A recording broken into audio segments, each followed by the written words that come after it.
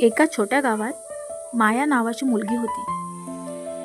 ती खूप मेहनत करत होती, पण आयुष्यात काहीच तिच्या बाजूने चालत नव्हतं. कामात अडचणी, घरची जबाबदारी आणि मनात एकच प्रश्न, मी खरंच काही करू शकते का?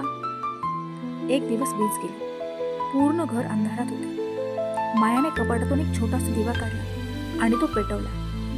तो दिवा फार मोठा नव्हता, पण अंधारात तोच पुरेसा होता. तो दिवा फार मोठा नव्हता, पण अंधारात तोच पुरेसा होता. तेव्हा तिची आजी तिला म्हणाली, बघ माया, अंधार कितीही मोठा असला तरी एक छोटा दिवा सुद्धा प्रकाश देतो. त्या वाक्याने माया थांबली.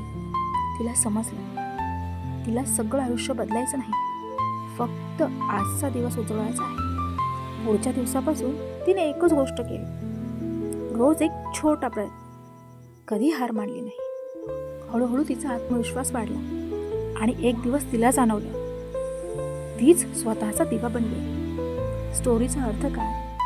तर आयुष्य बदलायला मोठी सुरुवात करावी लागत नाही, स्वतःवर विश्वास असणं हेही पुरेसं असतं.